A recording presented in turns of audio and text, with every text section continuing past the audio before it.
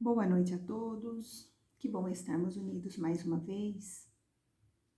Antes de darmos início na nossa conversa, gostaria de fazer uma prece pela harmonização dos nossos pensamentos, harmonização das nossas casas e de todos aqueles que conosco convivem.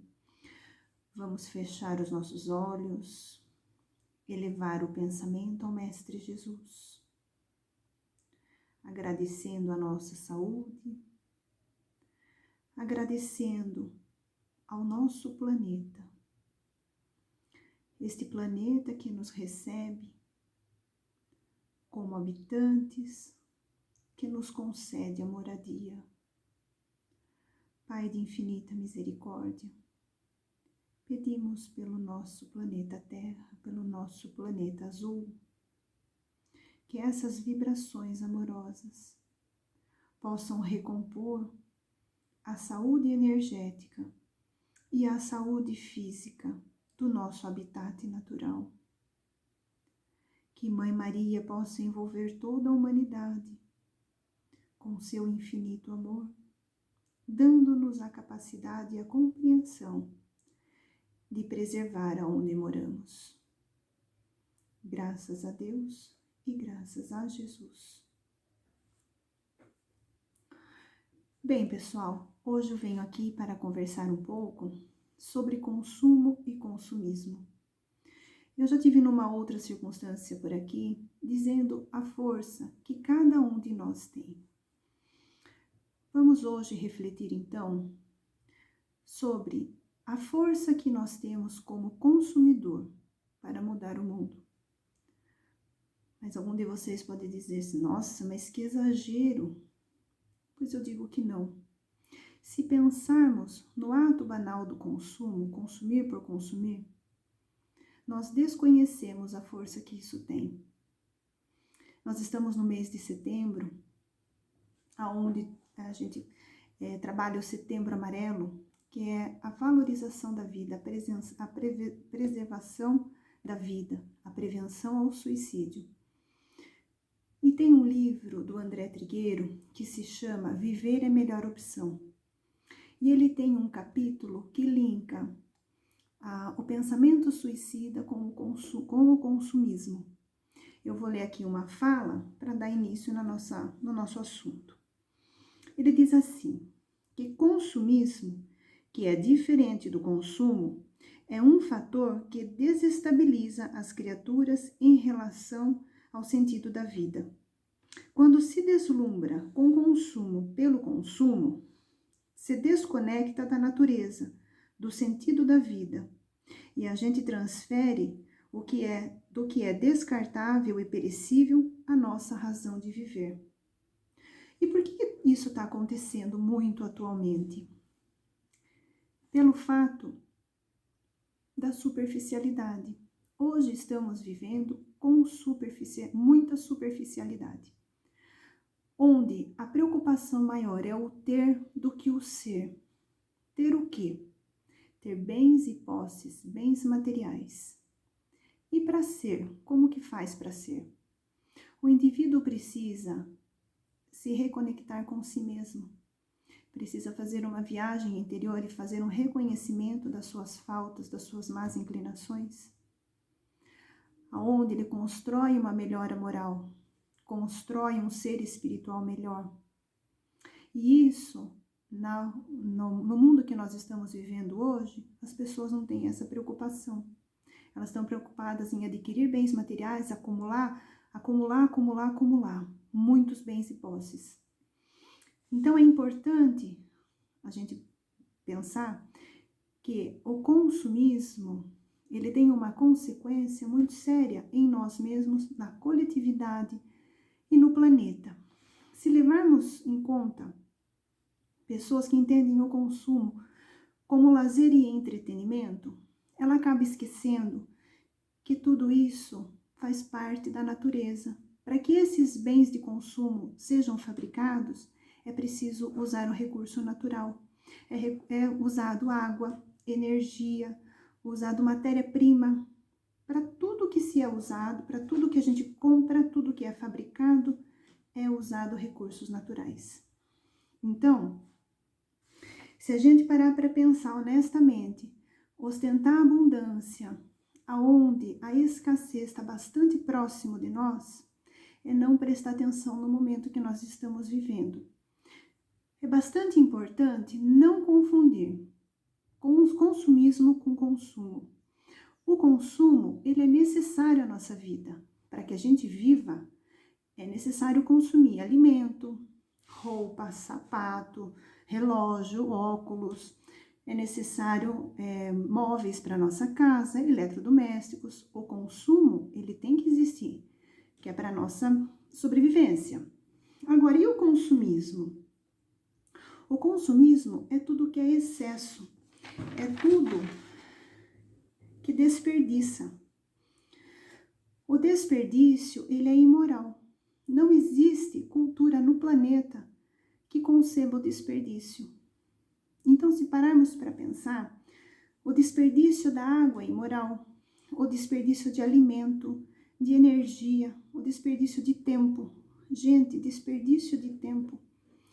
Eu estava lendo uma matéria outro dia que dizia que tem pessoas que consomem no mínimo 3 horas do seu dia com redes sociais. Gente, 3 horas.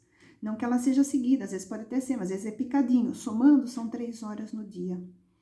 Às vezes duelando com outra pessoa, porque atualmente o duelo não é mais com espada, é com rede social.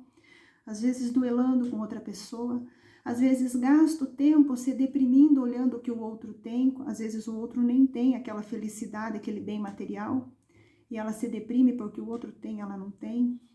Então, o tempo, a gente precisa usar cada segundo do nosso dia em prol de nós mesmos, em prol do próximo, em prol de uma coisa útil.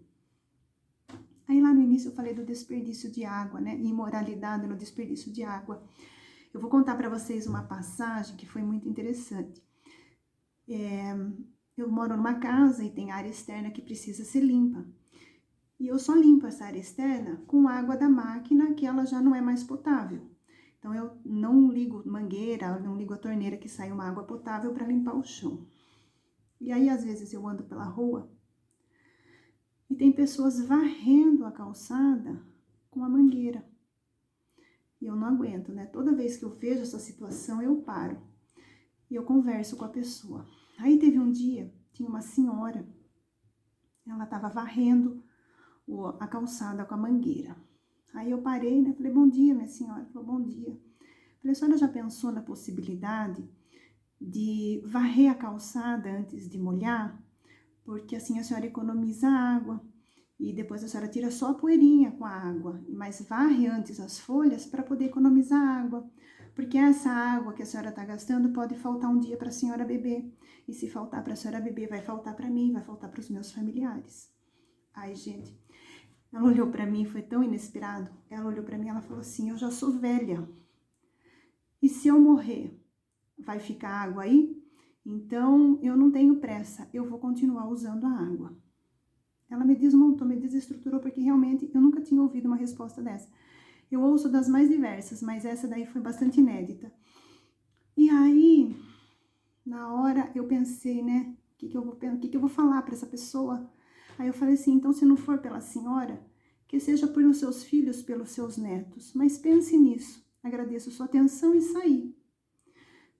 Eu fiquei macerando essa resposta dela, né? E aí eu me atentei por 2 coisas.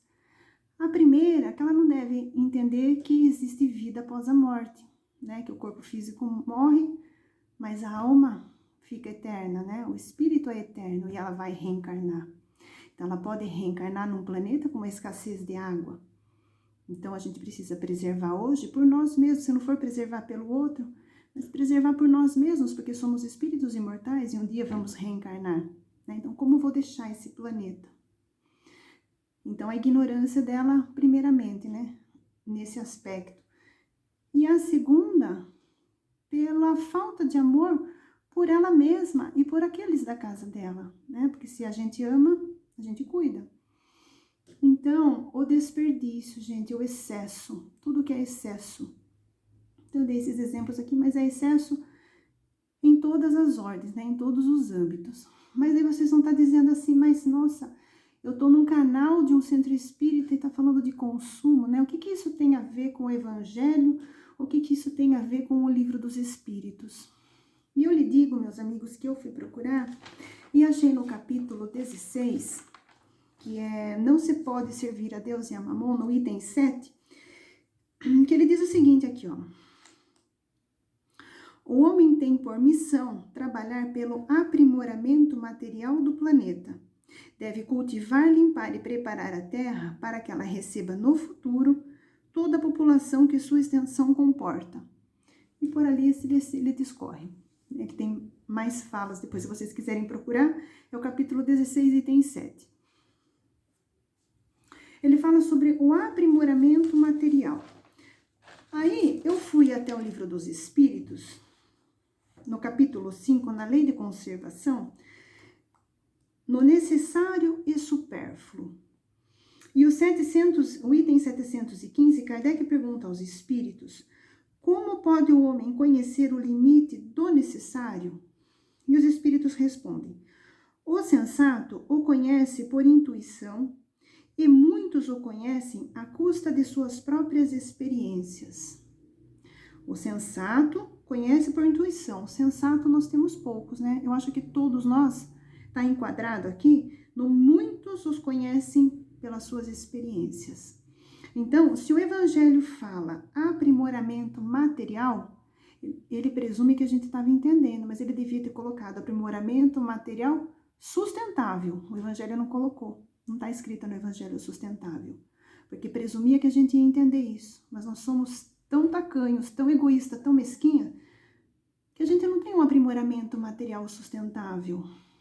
Então, nós estamos aprendendo de acordo com as nossas experiências. Nós estamos tendo degelo, nós estamos tendo incêndios na nossa região centro-oeste do país, nós estamos tendo escassez de chuva. Por quê? Porque nós não tivemos um aprimoramento material sustentável. Nós estamos pagando um preço. E vamos pagar mais se cada um de nós não tivermos um despertar, não prestarmos atenção que a gente depende da natureza para sobreviver. Muito interessante com relação ao lixo, né? É muito comum a gente falar assim, eu vou pôr o lixo lá fora, o coletor vem hoje. Mas onde é lá fora? É fora da minha casa, aonde eu durmo. Mas é dentro do planeta que eu vivo. Como é que nós estamos acondicionando esse lixo? Como é que nós estamos produzindo esse lixo? E como que nós estamos dando conta desse lixo? Então, cada vez que vocês colocarem um lixo fora de casa, pense que é fora da sua casa, mas é dentro do planeta. E todos nós juntos, todos nós unidos, nós temos muito resultado. Então, precisa da iniciativa de cada um de nós fazer essa propagação importante. E aí na questão 716 do Livro dos Espíritos, Kardec pergunta assim, a natureza não traçou o limite do necessário em nossa própria organização? Quer dizer, queria que a natureza dissesse, olha, isto pode, isto não pode. E o nosso livre-arbítrio fica onde? Aí os espíritos respondem assim, que sim, mas o homem é insaciável. Então, não basta o que a gente precisa do necessário, a gente precisa ir além. E aí os espíritos dizem assim, a natureza traçou o limite de suas necessidades na sua organização, mas os vícios alteraram a sua constituição e criaram para ele necessidades artificiais. Ou seja, quais são os nossos vícios? A ganância, o poder, a prepotência, eu preciso ter mais que o outro, eu tenho que ter tal coisa, eu agora tenho o lançamento de uma televisão nova, maior, a minha ainda funciona, ela é um pouco menor, mas eu preciso de uma maior. Então, essa ganância, essa parte dos vícios, faz com que essas coisas se tornem necessidades artificiais. Então, essa questão do necessário e o supérfluo são só 3 questões do Livro dos Espíritos. Se vocês quiserem dar uma olhada e ler e refletir um pouco, é muito importante. Para quem não tem o Livro dos Espíritos em casa, você pode encontrar ele em PDF. Então, é da questão 715 à questão 717. E aí, tá na moda agora uma palavra chamada negacionismo. Inclusive, eu vou ler a definição do negacionismo, que eu achei muito interessante, porque a gente acha que é só o outro, né? Só o outro é negacionista, só o outro faz o negacionismo. Mas e eu? Como eu estou me comportando diante de determinadas situações? Então, eu vou definir aqui o negacionismo que eu peguei no dicionário. Negacionismo é a escolha de negar a realidade como forma de escapar de uma verdade desconfortável. Então, quando eu estou lavando lá, quando a senhorinha lá estava lavando a calçada, varrendo com a folha, em nenhum momento ela pensou que aquela água poderia acabar. Mas se ela soubesse e continua, se ela sabe e continua fazendo, ela está negando uma determinada situação, que é a escassez de água futuramente. Quando eu coloco o meu lixo para fora da minha casa, sem me preocupar para onde vai esse lixo, é uma forma de você não ter que pensar no que te gera desconforto. Então, pessoal, o chamado que eu venho fazer aqui hoje é assim: o que eu preciso olhar que me gera desconforto? Então, não podemos mais fazer vista grossa para o lixo, não podemos mais fazer vista grossa para uma torneira que pinga, uma torneira aberta, não podemos fazer vista grossa para um esgoto que cai no rio, sem tratamento. Está na hora da humanidade, das pessoas, da população começar a se unir e fazer programas que possam deixar uma cidade melhor, consequentemente o Estado, consequentemente o país. Então não adianta cobrar de autoridade, não adianta cobrar do nosso governo.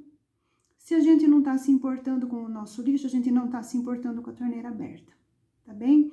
Então, gente, era essa minha mensagem de hoje, trazer a lucidez sobre o nosso consumo consciente com relação ao Livro dos Espíritos e ao Evangelho, que o Livro dos Espíritos e o Evangelho já traz isso para nós há muito tempo e às vezes a gente negligencia. Que Jesus acompanhe cada um de vocês, fiquem bem e até uma próxima oportunidade.